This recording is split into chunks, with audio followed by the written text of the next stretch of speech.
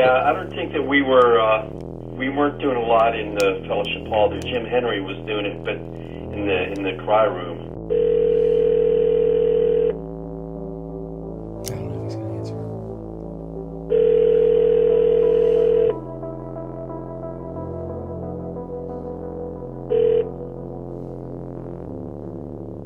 Please leave your message for... Hey, Jim, it's Christian. I was just trying to get in touch with you. We were looking for the trophy from downstairs, and I was just trying to see if maybe you remembered seeing it Saturday morning during the cleanup day. Anyways, just give me a call back, and we'll talk at you later. Bye.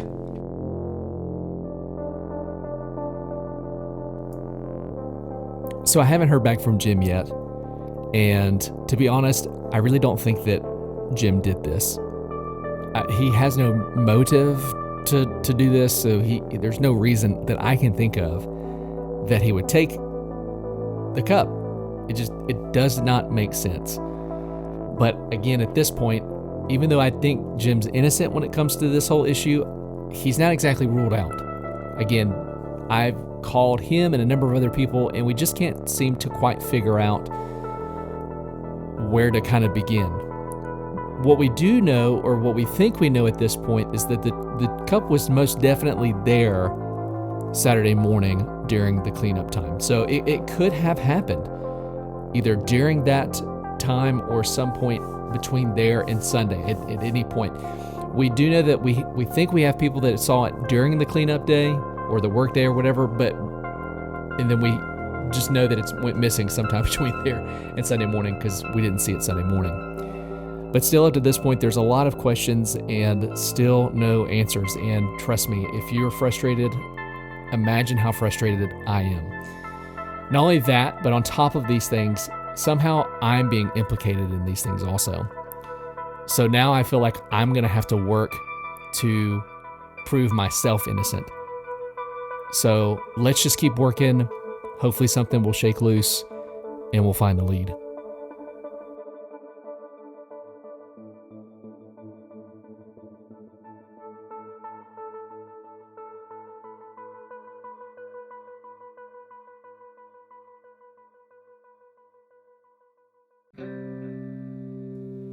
So Sunday afternoon, after church, my wife and I were sitting at lunch, and I decided to go ahead and get into the chat room. So I think I've mentioned this before.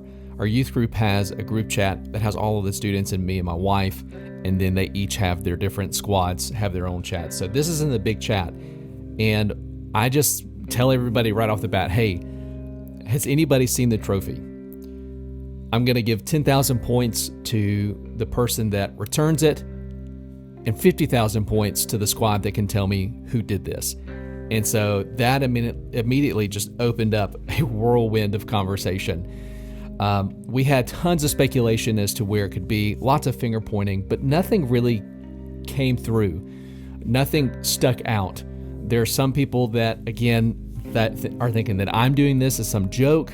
And so I feel like part of doing this is to prove my own innocence. And then we have other people who are pointing fingers at other students, like maybe they did it, but still nothing really came up.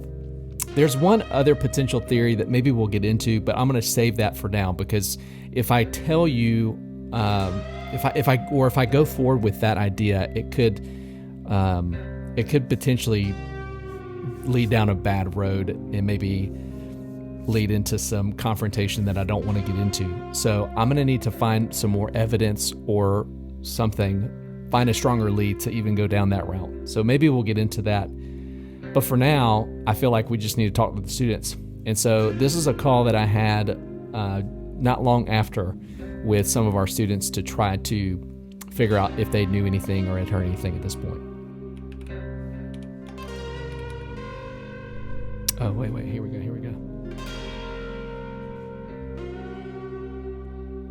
Hello? Hello? Hey. So before I can actually get the group call working, I received a phone call from Simone. Simone is one of our students, and she also happens to be our pastor's daughter. Now, to be honest, on Sunday, when everything first started happening, I immediately assumed Simone and her sister Elise were pulling a prank on me. It would not be unlike them or uncommon for them to do something like this, but, well, I don't think they did it. The reason being is like I said before, had went all over the entire building trying to figure out and find out where this thing was. And assuming that they did it, I talked to her boyfriend, Nate, who we'll actually talk about a little bit later. And Nate had texted her, and so she knew I was going to ask her about it when she got to Sunday school that morning. So as soon as she walked in late. As soon as she walked in, I asked her, I said, "Hey, where's the trophy?" And she immediately said, "Oh, it's in my room." And at that moment, I believed her. I thought, okay, it's at the Everhart house. I know where it is. All right, I can calm down now. But I was really angry. But after Sunday school, I think she realized that I was frustrated because she got quiet. But after Sunday school, she said she didn't have it. And so this phone call is really good because I think it sort of helps clear her name. So listen to the phone call that we had. Are you busy? It is, but I don't listen. I don't think you did it, but I'm just trying to rule you and Elise out. I don't think you did it, but I just need to know for sure you didn't do it. Okay, you just want me to say I didn't do it? Well, I want you to be honest because I'm like legit concerned, and I think you could. I think you could tell yesterday in Sunday. I don't know. I think you could tell yesterday in Sunday school that I was like genuinely mad. Me? Yeah. Yeah, I know. I honestly don't know anything about this trophy. I'm being honest. I don't think Elise does either. Yeah, I don't think so either. Because I feel like when I talked to your mom, she would have said something. Like she would have like winked or nodded, been like, yeah, they're definitely up to something. Yeah, and I haven't heard anything about it either. I don't know. Honestly, I'm really confused. So this phone call actually was really helpful for me. I think it really kind of put Simone and Elise, it didn't really take them off the list, but it definitely lowered them on the list of suspects in my mind. And again, I am not accusing anybody. Again, I'm just trying to get to the bottom of this. But I do feel like this phone call was helpful. I know Simone and Elise. We're neighbors, because we're neighbors and I'm friends with her parents. I see them quite often. There have been pranks, there have been jokes, and I think I know when Simone is lying. And right here, I don't think she's lying. I think she genuinely thought she was going to come into Sunday school and, be funny, and then realized really quickly that this situation was more serious than she thought. Yeah, I'm just trying to figure it out. Okay. And I actually wouldn't do that. I'd be kind of scared. So. Well, all right. Well, I'm about to start a group call on GroupMe. Okay. So join it if you can. Okay. All right, bye. Bye. Oh, wait. Here we go. Who is on this? There's a few of us on here. Lucas is on here. His camera and microphone's off. Lydia's on here. So, all right, Elise is now on here. So, I don't know. I can't think of anybody that would take it. But everybody here, well, Lucas, I don't know if you have the ability to, but you guys weren't here Saturday, were you? No, I wasn't here. Okay, so yeah. Did anybody see the trophy Saturday afternoon? Did anybody go into the fellowship hall? No. Lydia wasn't even here. Yeah, Lydia wasn't here. I'm just glad that she's participating with the group. All right. So this is what we do know. So Saturday morning they had a cleanup day. There's mixed reporting as to whether or not the trophy was there. In fact, even before that Friday night, there was people setting up for Saturday. But nobody knows whether or not the trophy was there. Nobody can recall it being there.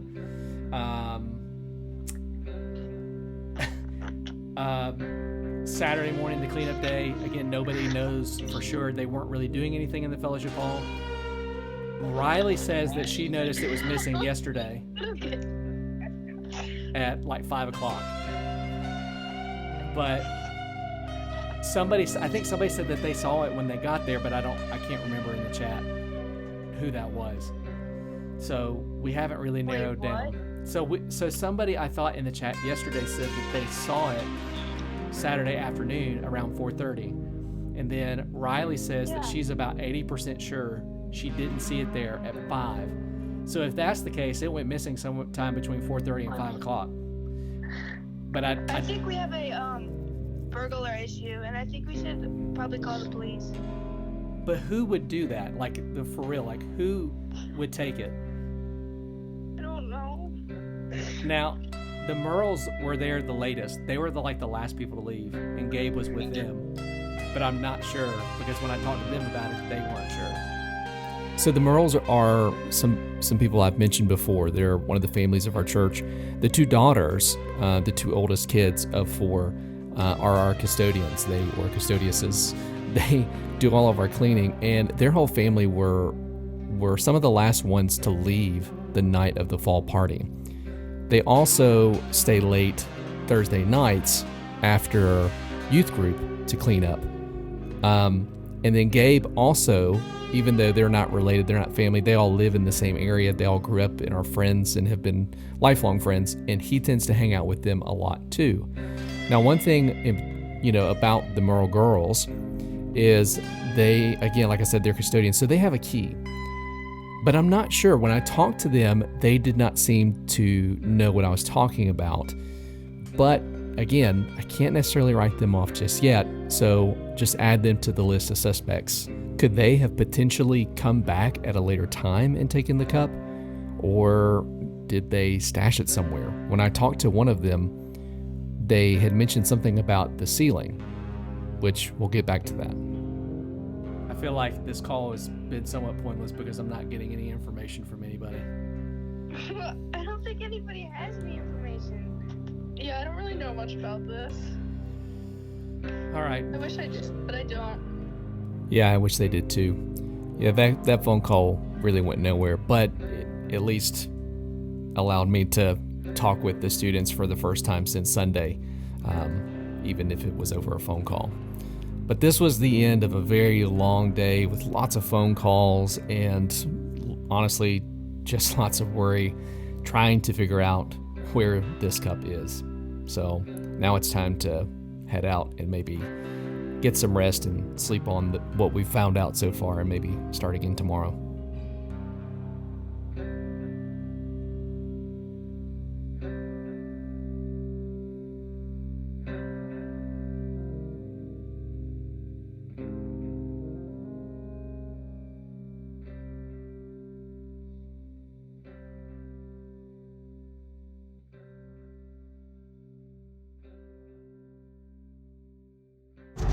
So I just got off the phone with Gabe. Gabe is one of our volunteers. He was a senior last year and graduated and is now volunteering. And he says that he wants to help investigate. So I'll meet him at the church here in just a little bit. So yeah, he literally just called and said, "Hey, I'm not doing anything. Want to help? So let's look into it." So I'm gonna meet him over there, and yeah, so hopefully maybe we can find some sort of clue, something. So you guys are getting a lot of this information almost as soon as I am. This is an ongoing investigation, and there's constantly moving parts. And I'm trying really hard to parse through all of the information that we're receiving and figure out or determine what information best helps you and helps me in trying to build this case. So with this call from Gabe, I'm intrigued, but I'm also a little bit suspicious, to be completely honest. But Gabe wants to help, so we'll take all the help we can get, I guess. So let's work with Gabe a little bit. He's looking at the dumpster.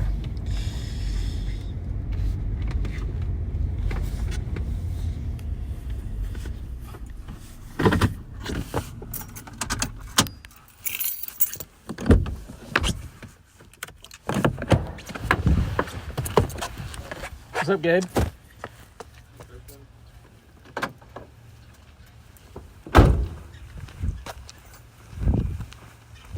So I looked in the dumpster earlier and didn't see anything. So I've kind of looked a little bit everywhere, but I guess we might as well start in the fellowship hall. Somebody. That's where it was, right? That's where it's supposed to be. But gosh, this rain. Do you know if anyone saw it last night? Or not last night, Saturday night. Well, that's kind of the mystery. Yeah, no one's really paying attention.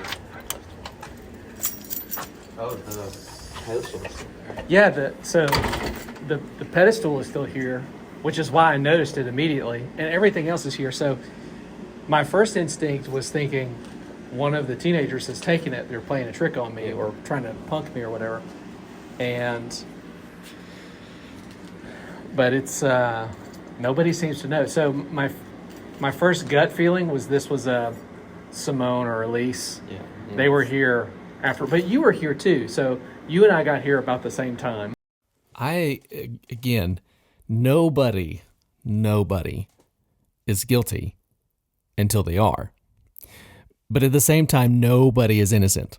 And I made sure Gabe knew that just because he was helping me, it didn't mean that I thought that he had nothing to do with this. He was still a suspect in my mind. Everybody's a suspect in my mind. So that was really clear. But I am really thankful that somebody expressed some interest to actually help come and look. So we walked around the entire building. We did this for about maybe a half hour. We, again, swept the entire building, even the property. And when I say that, I mean, we have, again, like 86 acres of property. And so he and I were even out walking the field and just trying to see if we can maybe even catch a glimpse of it. Maybe somebody tried to toss it. One of the things we did while Gabe was here is we kind of ran through a list of people together that could have potentially been here. And he and I sat down and did some more phone calling. It seems like the majority of this case has been spent on the phone trying to get in touch with people. Gabe had very little luck. We got a couple people to answer, but still no information. So we went ahead and went back outside to look at the property to see if we could find anything. And Gabe got a phone call. Hello? Gabriel, why'd you call? I was just wondering if you had any information on the missing trophy.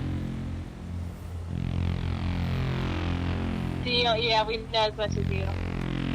Okay, that's not much.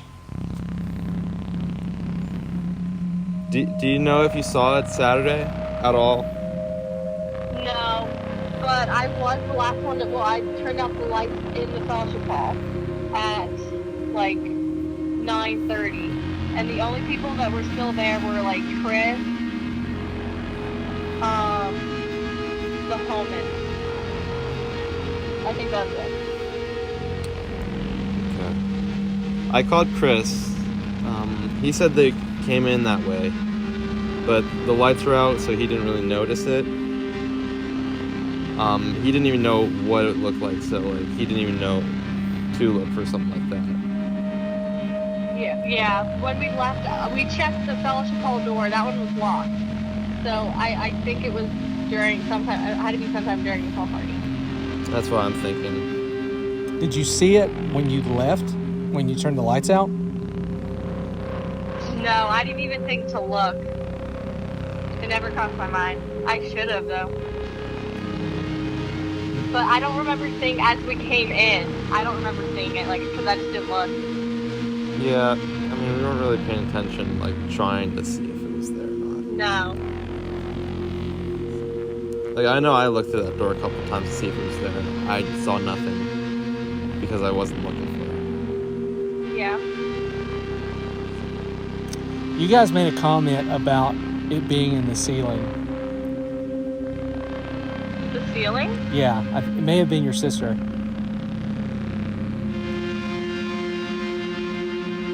trying to think. Wait, what? Do you remember what the comment was? Yeah, it's either you or Emily said it's probably in the ceiling. Oh, I didn't say that. I just asked how heavy it was. Because I was thinking maybe it was one of the Jenny boys. Okay. Did you guys come for Have the you- Did you guys come for the cleanup day Saturday morning? No. But was the trophy there Thursday night when you guys left? Yeah, I'm pretty sure it was. All right. Maybe someone did move it for the cleaning day. Well, that doesn't make sense because everything else is still there. Yeah. I mean, it was all disheveled. Like, all that stuff on that table was kind of, you could tell that it had been moved around since Thursday. But, Okay, well, yeah, Thursday it was neat. When we left, it was all neat. okay. Yeah. Well, right now, I think you guys may have been the last people to see it. Ooh.